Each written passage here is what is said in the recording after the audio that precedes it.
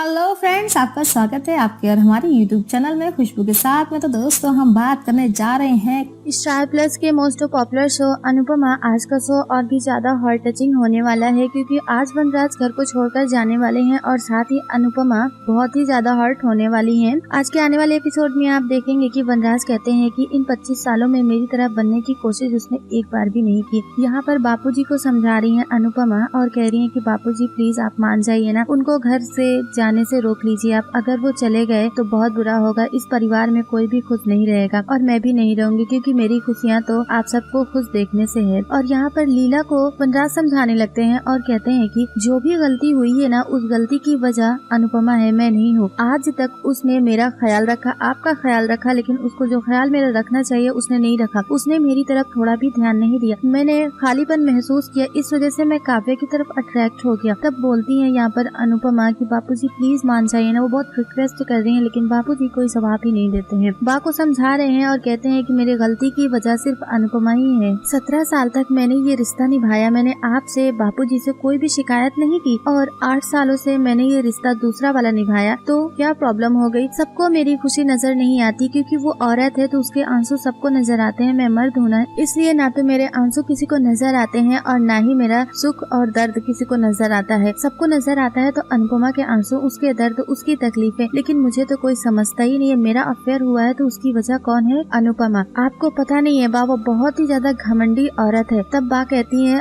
अगर तुझे खालीपन लग रहा था तो तू हम सबसे बात करके देखता, अनुपमा तुझे वक्त देती, लेकिन वो तो अपने परिवार को संभालने रह गई। 25 सालों से मुझे कोई भी तकलीफ नहीं हुई है। 25 सालों तक उसने तेरा ध्यान रखा, तेरे बापूजी का ध्यान रखा, तेरे बच्चों का ध्यान रखा, मेरा ध्यान रखा, लेकिन तुझे ये सब कुछ नजर नहीं आया। तब बोलते हैं वनराज की उसके में कोई एक कमी थोड़ी ना है, उसमें तो 1000 कमियां है ना। तब बोलती है लीला की हाँ उसमें 1000 कमियां हैं लेकिन उसमें खूबियां भी तो हैं। हम सब ने उसे आगे बढ़ने ही नहीं दिया। तूने और मैंने उसका साथ दिया होता ना तो आज वो काव्य से 10 कदम आगे होती है। यहाँ पर काव्य बार बार कॉल कर रही है वनराज को, लेकिन कॉल रिसीव नहीं कर रहे हैं वनराज, और अपने मन में सोचती कहीं ऐसा तो नहीं है कि अनिरुद्ध की बातें सही हो जाएं, कहीं ऐसा तो नहीं है कि वो फैमिली के प्रेशर में आकर मुझे छोड़ दे। हो भी सकता है, अगर ऐसा हुआ तो मैं मर जाऊंगी क्योंकि मैं वी के बिना रह नहीं सकती हूँ। यहाँ पर लीला कहती है अगर तुझे ये सब कुछ महसूस हो रहा था तो तुझे बात करनी चाहिए थी ना। तुझे क्या लगता है कि अनुपमा ने इस परिवार को बहुत आसानी से संभाल लिया है? 25 साल लग गए हैं अनुपमा को इस परिवार को संभालने में। तू आज इतना बड़ा आदमी बना है ना, वो भी अनुपमा की वजह से ही। आज मैं खुश हूँ तो अनुपमा की वजह से, आज तेरे बापूजी की तबीयत ठीक है तो वो भी अनुपमा की वजह से ही। तुझे पता नहीं है ना, कहीं ना कहीं तुझे ये भी लग रहा होगा कि तेरा परिवार कोई ना कोई संभाल रहा है, यानी कि अनुपमा संभाल रही है, इसलिए तुझे किसी भी चीज की फिक्र नहीं।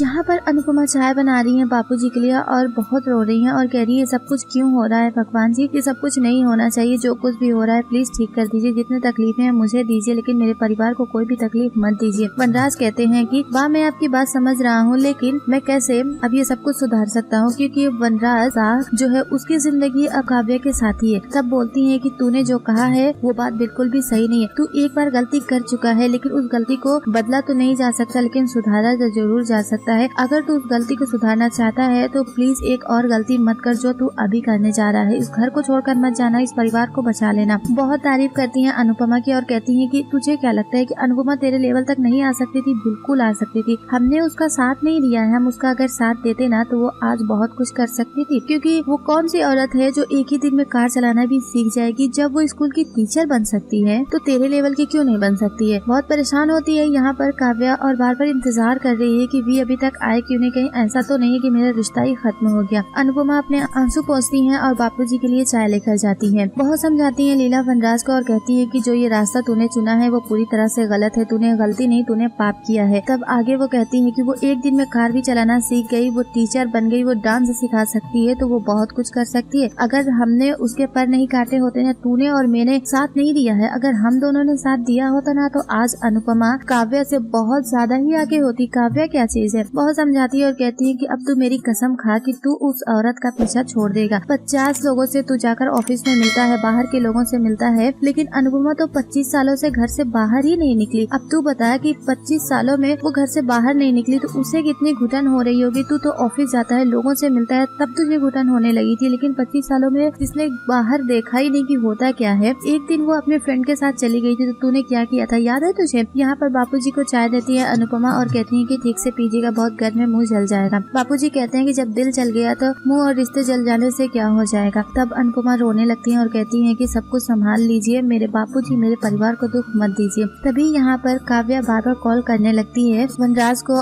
लीला अपने सर पर वनराज का हाथ रखती है और कहती है तू मेरी कसम खा कि आज के बाद उससे तेरा कोई भी रिश्ता नहीं रहेगा। तभी वो देख लेती है कि काव्या कॉल कर रही है। तब वो कहती है कि मुझे पता है कि ये औरत आसानी से तेरा पीछा नहीं छोड़ेगी। तुझे लग रहा था कि तुझे खालीपन है, तेरी जिंदगी में खालीपन है, तो तूने किसी और को अपनी पत्नी की जगह दे दी, वो तुझे कभी करना नहीं चाहिए था। अनुपमा फिर से किचन में आती है और रोने लगती है और यहाँ पर बा आ जाती है और कहती है कि मैं तेरे हाथ जोड़ती हूँ, जो भी गलती हुई है वनराज से प्लीज उसे माफ कर दे। यहाँ पर वो पहले से ही वनराज से बात करके आई है और हाथ जोड़कर कहती है कि मैं जानती हूँ कि वनराज ने जो गलती की है वो गलती नहीं, बहुत बड़ा पाप है, लेकिन मुझे पता है कि इसे माफ कर देना बहुत बड़ा दिल चाहिए, लेकिन मुझे ये भी पता है कि तेरे पास वो दिल है, तू जरूर माफ कर देगी। इस परिवार की खुशियाँ, इन सब की खुशियाँ, मेरी खुशियाँ, तेरी खुशियाँ, सब कुछ तुझ पे ही डिपेंड करता है। अगर तू उसे माफ कर देगी ना तो वो सब कुछ पहले जैसा हो जाएगा, तेरे बच्चे पहले जैसे हो जाएंगे, वनराज पहले जैसा हो जाएगा, तू पहले जैसी हो जाएगी, तेरे बापूजी, पूरा परिवार, सारी खुशियाँ, सब कुछ ठीक हो जाएंगी। तुझ पे ही डिपेंड है कि इस परिवार में खुशियाँ कैसे वापस लानी है। उसके बाद वो कहती है कि पहाड़ जैसी जिंदगी तू कैसे अकेले काटेगी। इससे पहले जब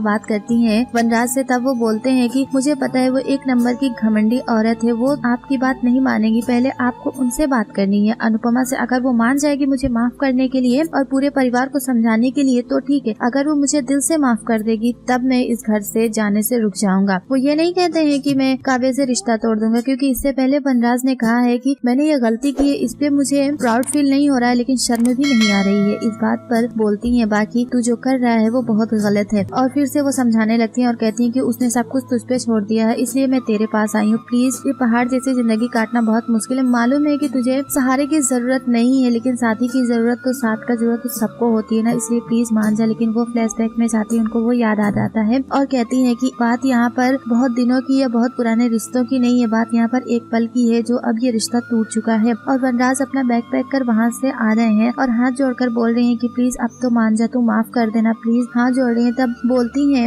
अनुपमा कि मैं कैसे माफ कर दूं, आप ही सोचिए कि जिसकी सुहाग रात हो उस पे कोई और औरत उनके साथ हो, तो आप सोचिए कि कैसे मुझसे बर्दाश्त होगा ये सब कुछ। एक पल में सब कुछ खत्म हो गया, इन्होंने मुझे धोखा दिया है। तब बोलती है कि तुझे तेरे पति पर विश्वास ना सही, लेकिन मुझे मेरे बेटे पर विश्वास है, वो बेटा बहुत अच्छा है, लेकिन प्लीज मान जा, इस परिवार को, इस रिश्ते को बचा ले, ये सब कुछ तेरे ही हाथों में है। तब बोलती है अनुपमा की बात, आप अगर कहेंगी ना जान देने के लिए तो मैं जान भी आपके लिए दे दूंगी, लेकिन अगर आप ये कहेंगी करने के लिए तो मुझसे नहीं होगा। मैं भी तो चाहती हूँ मेरे परिवार की खुशियाँ वापस आ जाए, सब कुछ पहले जैसा हो जाए, लेकिन ऐसा हो नहीं सकता है। मेरे मन से वो आवाज ही नहीं आ रही है कि मैं इन्हें रोक लूँ। तभी वनराज पहुँचते हैं और कहते हैं कि मैंने कहा था ना बा कि ये नहीं मानेगी, जब मेरे इस परिवार में रहने से सबको प्रॉब्लम हो रही है तो क्या जरूरत है मुझे यहाँ पर रहने की, इसलिए मैं इस परिवार को और इस घर को छोड़कर जा रहा हूँ, लीगली मैं उससे शादी करने वाला हूँ। तभी बोलती है अनुपमा की ठीक है, आप तलाक की बात कर रहे हैं ना, रुक जाइए। जैसे ही वो रुक जाते हैं उन्हें ऐसा लगता है कि उन्हें रोक लिया गया। तब वो बोलते हैं कि हाँ मैं तलाक की ही बात कर रहा हूँ। तब कहती है कि बा और बापूजी मुझे माफ कर दीजिएगा, आप सबके सामने मुझे ये बात कहनी पड़ रही है, लेकिन कहनी तो पड़ेगी। आज के एपिसोड में बस इतना ही। कल दिखाएगा कि अनुपमा कहती है कि एक रिश्ते को तो आपने तोड़ दिया, लेकिन जो दूसरे रिश्ते को और जो एक गलती आपने सुधार ली उसके लिए थैंक यू सो मच। और फिर वो बोलते हैं कि ठीक है, मैं भी देखता हूँ कैसे तुम इस घर को संभालती हो, घर को संभालने में और चलाने में बहुत फर्क होता है। तो दोस्तों इस तरीके से एपिसोड का एंड हो जाता है। काफी ज्यादा इंटरेस्टिंग भरा एपिसोड रहा। आपको कैसा लगा हमें कमेंट सेक्शन में कमेंट करके जरूर बताएं। लाइक शेयर करना ना भूलें। अगर अभी तक आपने हमारा चैनल सब्सक्राइब नहीं किया तो जल्दी से सब्सक्राइब कर लें, देर किस बात।